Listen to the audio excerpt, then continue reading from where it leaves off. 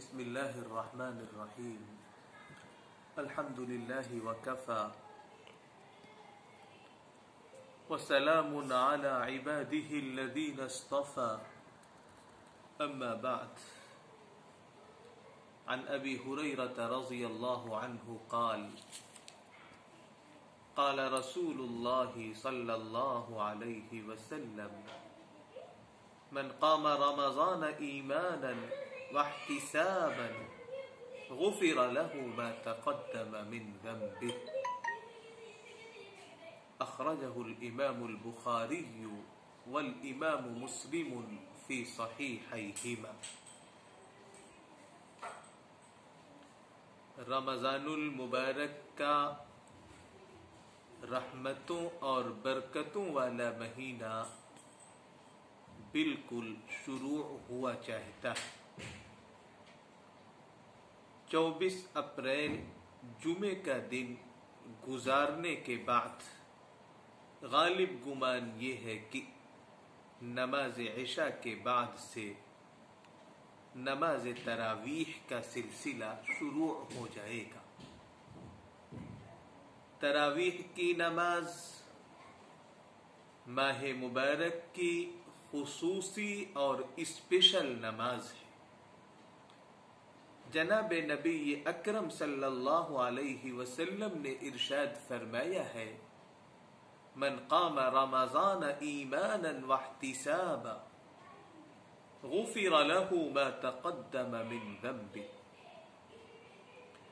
جس نے رمضان المبارک کی راتوں میں ایمان و احتساب کے جذبے کے ساتھ قیام کیا، یعنی تراویح اور تہجد کی نمازوں کا اہتمام کیا، اس کے پچھلے سارے گناہ معاف کر دیے جائیں گے.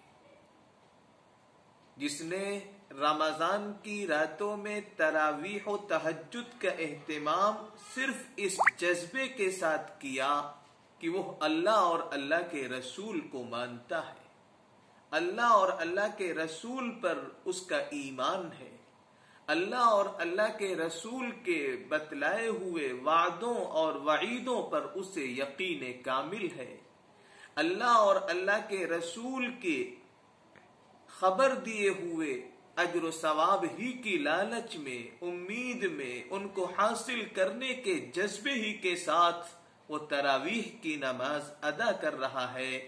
فرمایا گیا غفر له ما تقدم من ذنبه، اس کے پچھلے سارے گناہ معاف کر دیے جائیں گے. تراویح کی نماز کا اہتمام بھی گھروں ہی میں کرنا ہے. اگر گھر میں کوئی حافظ ہے تو بہت اچھا، سب گھر والے اس کے پیچھے نماز تراویح ادا کر لیں.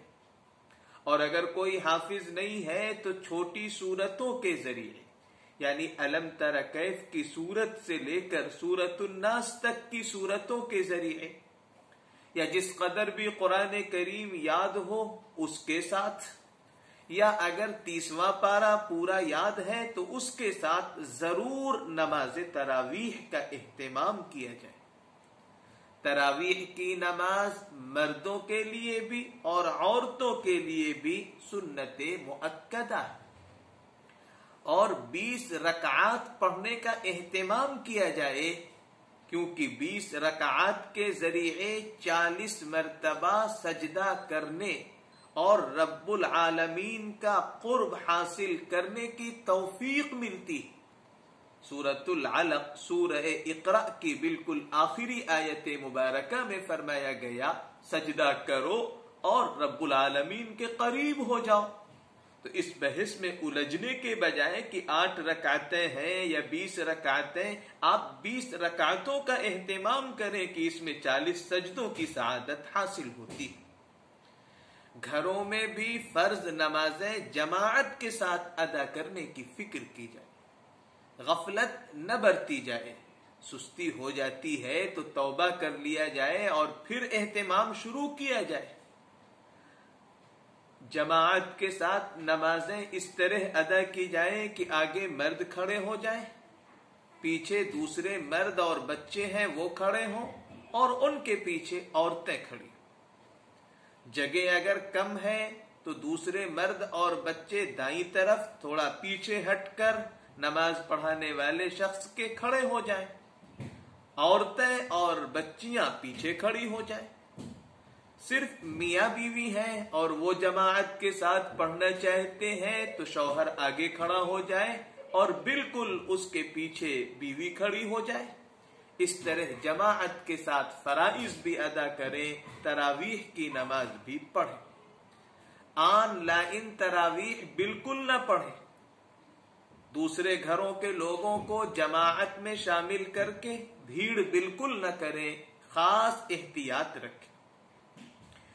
فرض نمازیں اکیلے بھی پڑھیں تو بھی اقامت کے کلمات کہہ لیا کریں.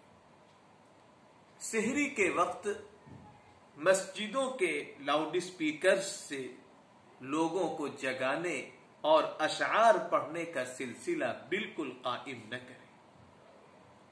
پورے مہینے تراویح کی نماز کا اہتمام کریں. حدیث پاک کے الفاظ ہیں من قام رمضان، پورے رمضان قیام کی فکر کرنی. 6 دن یا 10 دن میں ختم قرآن کریم کا سلسلہ گھروں میں، گھروں کی چھتوں پر ہرگز قائم نہ کریں، کیونکہ اس میں تاخیر بھی ہوتی ہے.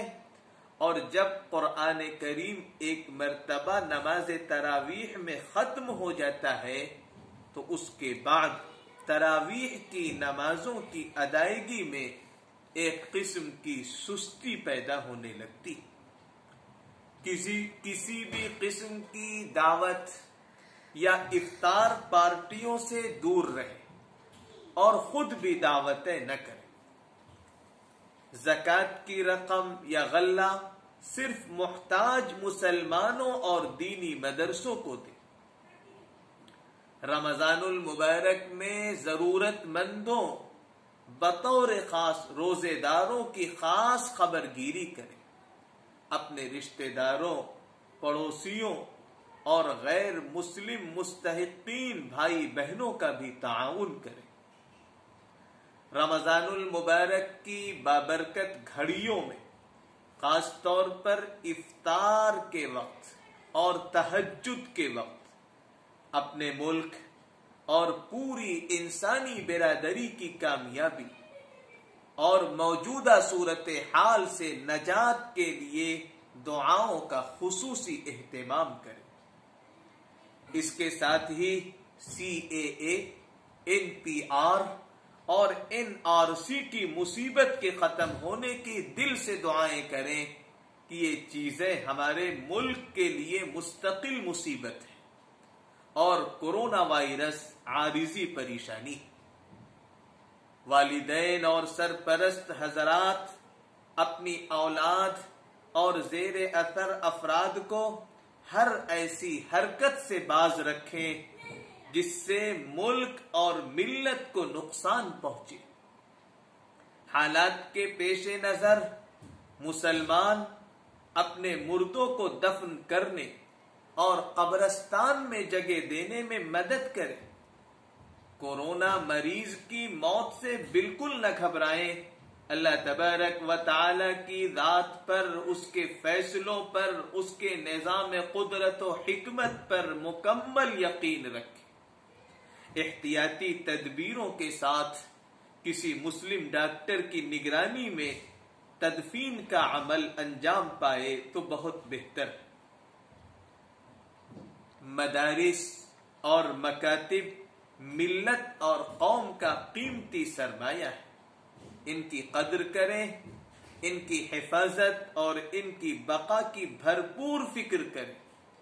ان کا تعاون جاری رکھیں اور رمضان المبارک کے ان کے تعاون کو پہنچانے کی فکر کریں، ورنہ الگ کر کے محفوظ رکھ دیں. حالات معمول پر آ جانے کے بعد ان تک ضرور پہنچا دیں. یہ بہت بڑا صدقہ جاریہ ہوگا اور یہ پوری مسلم برادری کی بہت اہم ذمہ داری ہے. اللہ تبارک و تعالی اس رمضان کو ہم سب کے لیے قبول فرما لے اور صحیح معنوں میں تراویح اور قیام کی توفیق اور اس کی لذت سے ہمارے دلوں کو آشنا فرما دے. وآخر دعوانا ان الحمد للہ رب العالمین.